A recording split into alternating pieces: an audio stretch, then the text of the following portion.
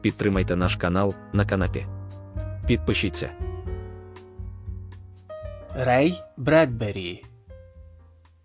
Історія одного кохання. Це почалося тоді, коли до Грінтауна приїхала Енн Тейлор провести літні заняття у школі. Їй було тоді 24 роки, а Бобу Сполдінгу ще не минуло 14. Кожен у місті добре пам'ятає Енн Тейлор, бо вона була з тих учительок, яким усі діти люблять дарувати великі апельсини або рожеві квіти, і без усякого прохання згортають для них після уроків шелесткі жовто-зелені карти земної кулі.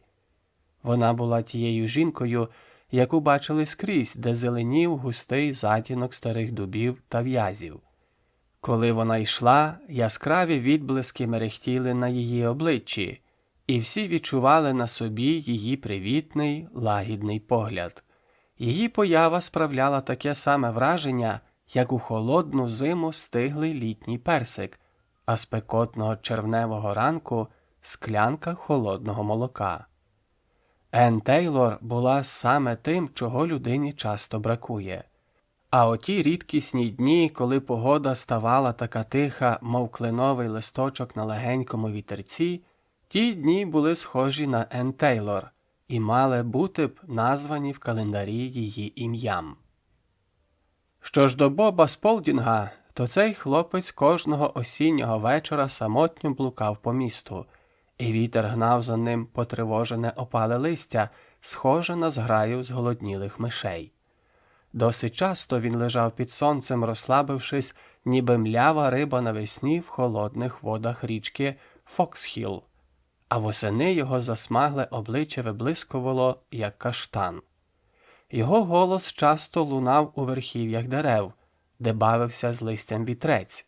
Спустившись додолу, Боб Сполдінг любив сидіти одинцем і дивитися на цей світ, а потім лягав на траву і цілими годинами читав, тим часом як мурашки бігали по його книжці. Ще він любив грати сам із собою в шахи на бабусиній веранді, чи видобувати з чорного піаніно самотній звук, який вилітав крізь прочинене вікно. Його ніколи не бачили в компанії з ровесниками. Того першого ранку міс Енн Тейлор увійшла до класу, підступила до дошки і гарним округлим почерком написала своє ім'я.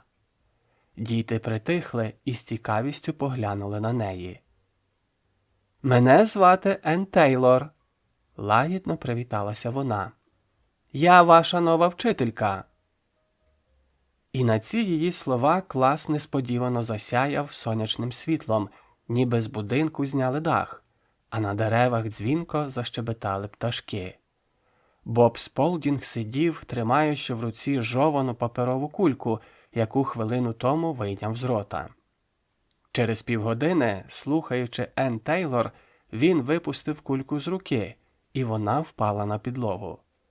Того ж таки дня, після уроків, він приніс у клас відро води, ганчірку і почав витирати дошки. «Чого це ти?» – повернулась Енн Тейлор до нього, відірвавшись від перевірки контрольних з орфографії. «Дошки наче брудні», – сказав Боб, не обертаючись. «Так, я знаю. А ти певен, що тобі хочеться витерти їх?» «Мабуть, мені треба було спитати дозволу», – мовив він, збентежено опускаючи руку. «Будемо вважати, що ти спитав», – усміхнулась вона, і, побачивши ту усмішку, він миттю закінчив витирати з дошки і з такою злістю витрусив за вікном крейду з губок, що, здавалося, ніби на дворі пішов сніг. «Ану, подивимось», – мовила міс Тейлор. «Тебе звати Боб Сполдінг, правильно?» «Еге». «Ну що ж, Бобе, дякую». «А можна я щодня витиратиму їх?» – попросив він. «А що, як інші захочуть витирати дошки?» «Я дуже хочу це робити сам, щодня». «Спочатку спробуємо, а далі видно буде». погодилася вона. Боб не квапився йти. Ти краще біг би додому, нарешті сказала вона. Добраніч, озвався він і поволі вийшов. Коли наступного ранку Енн Тейлор вийшла з будинку, де наймала кімнату, Боб уже стояв на вулиці. «А ось і я», – привітався він. «Уяви собі, я й не здивувалась», – відказала вона. Вони пішли разом. «Можна я понесу ваші книжки?» – спитав він. «Навіщо? Дякую, Бобе, не треба». «Мені це не важко», – сказав він і взяв книжки. Кілька хвилин вони йшли мовчки, і Боб не озивався ані словом. Вона окинула його поглядом, побачила, як легко в нього на серці і яким щасливим він почував себе в ту мить, і вирішила, як захоче, нехай сам порушить мовчанку. Але Боб і далі не озивався. Уже біля самої школи він повернув їй книжки і сказав: «Мабуть, я краще залишу вас тут. Хлопці не зрозуміють мене». «Я теж не певна, що розумію тебе, Бобе», – призналась міс Тейлор. «Чому?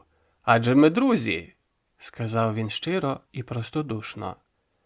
«Бобе», – почала була Енн Тейлор. «Га!» «Та ні, нічого». І вона повернула до школи. «Я буду в класі», – кинув він навздогін. І вона справді застала його вже там, і він залишався в класі щодня 2 наступні тижні після уроків. Мовчки витирав дошки, мив губки і згортав карти. А вона сиділа над своїми зошитами. Сонце котилося вниз по безхмарному небу, і чути було, як цокав годинник, як шарудять губки, коли він складає їх докупи, як капає з них вода, як шелестять сторінки і рипить перо, як дзищить муха, б'ючись об шибку. Так іноді тривало до 5-ї, і коли міс Тейлор підводила голову, то бачила за останньою партою Боба Сполдінга, який мовчки дивився на неї, сподіваючись на нове доручення.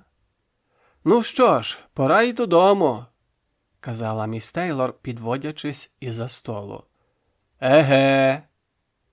І він стрілою мчав по її пальто і капелюшок. І навіть замикав за нею клас, якщо сторож приходив пізніше. Сонце вже ховалося за магнолії, коли вони виходили із школи і йшли через безлюдний сад, у якому сторож неквапно складав свою драбину. Бон розмовляли про все на світі. «Бобе, а ким ти збираєшся стати, коли виростеш?» «Письменником». «О, це непросто. Для цього треба багато працювати». «Я знаю, але хочу спробувати. Я багато читаю». «Бобе, а хіба після школи тобі немає чого робити?» «Ви про що?» «Я про те, що, витираючи дошки, ти надто довго затримуєшся в школі. Це мені не подобається». «А мені подобається. Я ніколи не роблю того, що мені не до вподоби». «Але все ж таки...»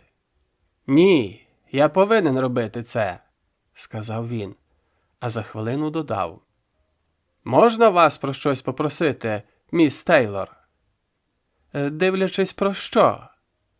«Я щосуботи гуляю біля Б'ютрік-стріт і йду понад річкою до озера Мічіган. Там багато метеликів, раків і всіляких пташок. Може, і ви хотіли б погуляти там?» «Дякую», – відказала вона. «То ви прийдете?» «Боюся, що ні». «Ви гадаєте, вам буде там не цікаво?» «Ні, я не сумніваюся, що там чудово, але я буду зайнята». Він хотів був спитати чим, але не спитав.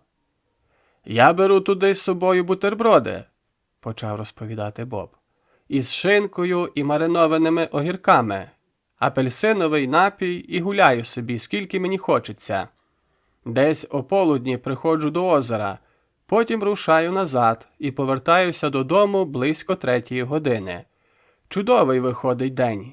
І було просто здорово, якби ви пішли зі мною. Ви збираєте метеликів. У мене вже велика колекція. Ми й для вас почали б збирати. Дякую, Бобе, але не зараз, може, якось іншим разом. Він подивився на неї і спитав. Мені не слід було просити вас про це, так? Ти можеш просити про все, що завгодно, відповіла вона. Через кілька днів вона знайшла в себе стару книжку «Великі надії» Діккенса, яка більше не була їй потрібна, і подарувала Бобові. Він страшенно зрадів і поки не прочитав її від початку до кінця, не лягав спати. А вранці вони вже обговорювали її. Тепер він щодня зустрічав міс Тейлор, коли вона виходила з дому. Вона не раз хотіла сказати йому, щоб не приходив зустрічати її, і не раз починала «Бобе!», але не могла закінчити. По дорозі до школи вони розмовляли про Діккенса, Кіллінга, По та інших письменників. А вранці у п'ятницю вона побачила на своєму столі метелика. Вона ледь не змила його, але помітила, що метелик не живий. Отже, хтось поклав його на стіл, поки вона виходила з класу. Міс Тейлор глянула на Боба поверх голів, але той дивився в книжку. Не читав, а просто дивився. Десь тоді вона відчула, що не може викликати Боба до дошки. Водила олівцем біля його прізвища, проте викликала когось іншого за списком. І не могла дивитися на нього, коли вони йшли до школи чи повертались додому. Але після уроків, коли він, витираючи дошку, високо піднімав руку, вона не раз зупиняла на ньому погляд, перш ніж уткнутись у свої папери. А коли суботнього ранку Боб у підкачаному до колін комбінезоні стояв навзгинці посеред річки і ловив під камінням раків, йому раптом захотілось глянути на берег. Там стояла міс Енн Тейлор. «Ось і я!» – засміялась вона. «А ви знаєте, я й не здивувався!» – відказав він. «Покажи мені раків і метеликів!» – попросила вона. Вони спустились до озера і посідали на піску. Боб сів трохи позад неї. Віяв теплий вітрець, куйовдячи їй волосся і тріпочучи брижами блузки, і вони їли бутерброди із шинкою та маринованими огірками, урочисто запиваючи їх апельсиновим соком. «Ох і здорово!» – вигукнув Боб. «Це найкращий день у моєму житті!» «Ніколи не подумала б, що коли-небудь виберуся на такий от пікнік», – сказала вона. «З якимсь там хлопчиськом», – докинув він. «Але мені тут добре», – призналася вона. «Радий це чути». Більш вони майже не розмовляли того дня. «Як усе несправедливо», – сказав він згодом, – «і я не можу зрозуміти, чому це так. Ми просто гуляємо собі, ловимо метеликів і раків, їмо бутерброди. Але батько і мати піднімуть мене на сміх, якщо дізнаються про це, та й хлопці сміятимуться. І, думаю, вчителі сміятимуться з вас теж, правда?» «Боюся, що так». «Тоді, я гадаю, нам краще не ловити метеликів разом». «Я й досі не збагну, як це я взагалі прийшла сюди», – зауважила вона. На цьому день і скінчився. Кілька метеликів, томик Діккенса, 10 раків, 4 бутерброди, 2 пляшки апельсинового соку – ось і все, що було при зустрічі Енн Тейлор із Бобом Сполдінгом. Проте наступного понеділка Боб не побачив, коли міс Тейлор вийшла з дому, хоч і довго прождав її. А згодом виявив, що вона вийшла раніше і була вже в школі. Того ж таки дня, пославшись на головний біль, вона пішла рано, і її останній урок проводив інший учитель. Боб довго ходив туди-сюди біля її будинку, але міс Тейлор ніде не було видно. а подзвонити і спитати її він не наважився. А після уроків у вівторок вони знову залишились наодинці в тихому класі.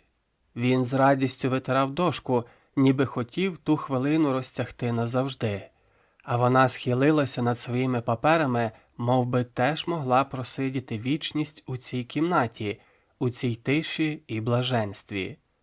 Аж ось на будинку суду, що стояв за квартал від школи, пробив годинник.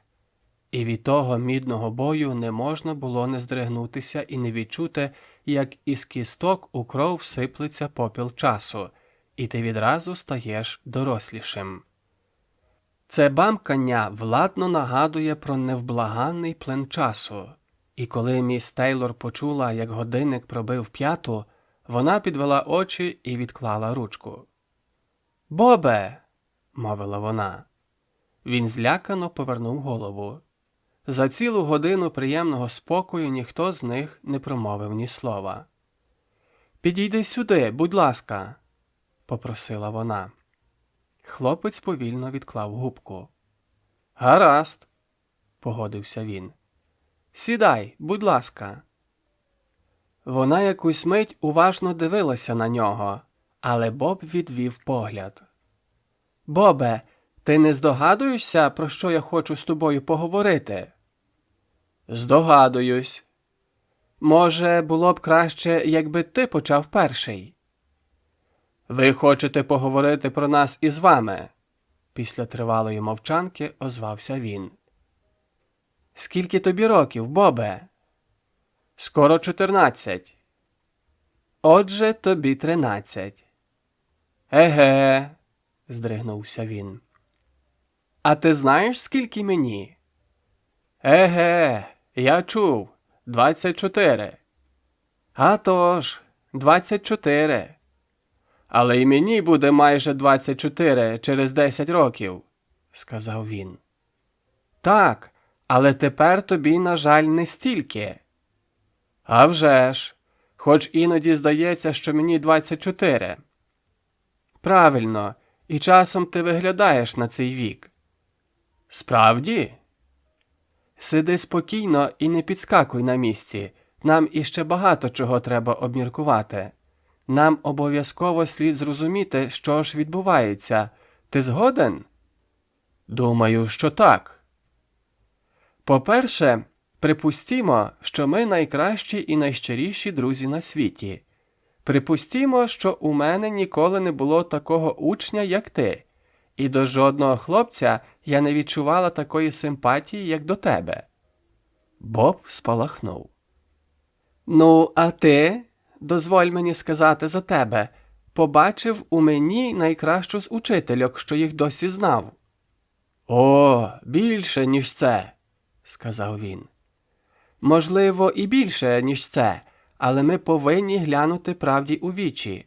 Ми не можемо не зважати на це місто і його людей, на життя в цілому. Багато днів я думаю про нас із тобою, Бобе. Не думай, ніби я чогось не врахувала, про щось забула або не розбираюсь у своїх почуттях. Але через деякі обставини наша дружба стала б досить дивною, хоч ти й не такий, як твої ровесники. Я знаю себе, Бобе, я цілком нормальна людина, як розумово, так і фізично, і знаю, що моя симпатія до тебе цілком виправдана, адже ти хлопець розумний і щирий. Але про деякі речі, Бобе, думаю тільки тоді, коли людина досягне певного віку. Не знаю, чи зрозуміло я говорю». «Все зрозуміло. Ви хочете сказати, що все було б зовсім по-іншому, якби я був на 10 років старший і на 15 дюймів вищий, але ж оцінювати людину за зростом безглуздо». «Проте всі оцінюють саме так». «А я не належу до всіх», – заперечив він. «Я розумію, це виглядає по-дурному», – сказала Енн Тейлор. «Якщо ти відчуваєш себе дорослим і знаєш, що нічого поганого не вчинив, тобі немає чого соромитись, Бобе. Запам'ятай це. Ти був добрим і чесним, і, сподіваюся, я також». «Ви також», – погодився він. Коли-небудь в ідеальному суспільстві, Бобе, люди, можливо, судитимуть про зрілість людського розуму настільки справедливо, що вони скажуть: «О, це вже мужчина, хоч його тілу лише 13. Завдяки якійсь щасливій випадковості це вже чоловік, наділений дорослим почуттям відповідальності, почуттям обов'язку і власним поглядом на життя». Але до того дня, Бобе, нам доведеться судити про вік і зріст, як заведено в цьому світі. «Мені це не подобається», – сказав він. «Можливо, це не подобається і мені, але невже ти хочеш стати ще нещасливішим, ніж тепер? Невже ти хочеш, щоб ми обоє були нещасні? А саме цим усе і скінчиться.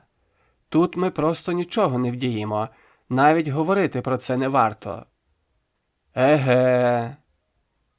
Але принаймні ми добре знаємо одне одного, і наші взаємини були відвертими і чесними, і в них не було нічого поганого. Зрештою, про таке ми ніколи й і не думали, бо це неможливо, хіба не так? «Так, я розумію, але вдіяти із собою нічого не можу». «Тепер ми повинні вирішити, як нам бути далі», – сказала вона. «Зараз тільки ми двоє знаємо про це. Згодом можуть довідатися і інші. Я спробую добитися, щоб мене перевели до іншої школи». «Не треба». «То, може, перевести тебе?» «Вам не доведеться робити цього», – сказав він. «Чому?» «Бо ми переїжджаємо. Мої батьки і я будемо жити в Медісоні. Наступного тижня ми вже переселяємось». «Це якось стосується нас?» «Ні, ні, все гаразд. Просто батько дістав там нову роботу. Це за 50 миль звідси. Чи можна буде бачитися з вами, коли я приїжджатиму сюди?» «Ти думаєш, так буде добре?» «Ні, не думаю». Вони ще трохи посиділи в порожньому класі. «Коли ж усе це почалося?» – безпорадно запитав він. «Не знаю», – відповіла вона. «Ніхто цього ніколи не знає. Минають тисячоліття, а люди про це нічого не знають, і думаю, що ніколи і не знатимуть. Чоловік і жінка або люблять одне одного, або ні. І часом кохання виникає там, де це, здавалося б, неможливо. Я не можу розібратися в собі, і ти, певно, в собі також». «Мабуть, я краще піду додому», – сказав він. «Але ж ти не гніваєшся на мене, правда?» «О Боже, звичайно, ні. Я ніколи не зміг би сердитися на вас». «Я хочу сказати тобі ще одне. Запам'ятай, у житті завжди буде щось інше. Інакше ми не змогли б жити. Тобі зараз погано, мені також. Але одного дня інше почуття заповнить твоє серце. Ти віриш?» «Хотілося б». «Але ж це правда». «Якби тільки…» – не докінчив він. «Якби тільки що?» «Якби тільки ви почекали мене», – випалив він. 10 років? Мені було б тоді 24. А мені 34, і, можливо, я стану зовсім іншою людиною. Ні, не думаю, що таке можливе. То ви не хочете, щоб так сталося? Скрикнув він. Хотіла б, стиха мовила вона. Це безглуздя, і цього ніколи не буде, але я всім серцем хотіла б цього. Вони ще довго сиділи. Я вас не забуду ніколи, сказав він. Мені дуже приємно це чути, але в житті так не буває.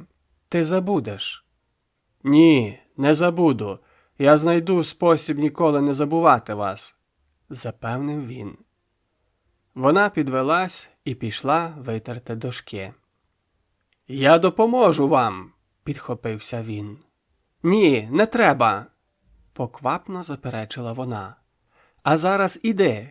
Іди додому і більше не лишайся після уроків. Я доручу витирати дошки Хелін Стівенс. Боб вийшов зі школи і вже з надвору, обернувшись, востаннє побачив міс Енн Тейлор. Вона стояла біля дошки і, повільно водячи рукою вгору-вниз, витирала написані крейдою слова. Наступного тижня Боб виїхав з міста, і 16 років про нього нічого не було чути. Хоча він жив усього за 50 миль звідти, він ніколи не приїжджав до Грінтауна. Але якось навесні, коли йому було вже під 30, їдучи з дружиною до Чикаго, він зупинився в Грінтауні на один день. Залишивши дружину в готелі, Боб довго ходив по місту і нарешті спитав про міс Енн Тейлор. Але спершу ніхто не міг нічого йому сказати, аж поки хтось пригадав. «А, пам'ятаю, ота мила вчителька. Вона померла в 1936 році, невдовзі по тому, як ти виїхав. Чи вийшла вона заміж? Ні, наскільки я пам'ятаю, вона ніколи не була одружена». Боб пішов на кладовище і знайшов її могилу. На надгробку було викарбовано: Енн Тейлор. Народилася 1910-го. Померла 1936-го. І він подумав: 26 років. Ну ось, тепер я на 3 роки старший за вас, міс Тейлор. Трохи згодом жителі Грінтауна бачили, як Бобова дружина, шукаючи чоловіка, ішла в затінку дубів і в'язів, і всі повертали голови, дивлячись їй услід. Бо коли вона йшла, яскраві відблиски мерехтіли на її обличчі. Її поява справляла таке саме враження, як у холодну зиму стиглий літній персик, а спекотного червневого ранку склянка холодного молока. І то був один із тих рідкісних днів, коли погода ставала така тиха, мов кленовий листочок на легенькому вітерці. Один із тих днів, який мав би бути названий у календарі ім'ям дружини Роберта Сполдінга. Підтримайте наш канал на канапі. Підпишіться.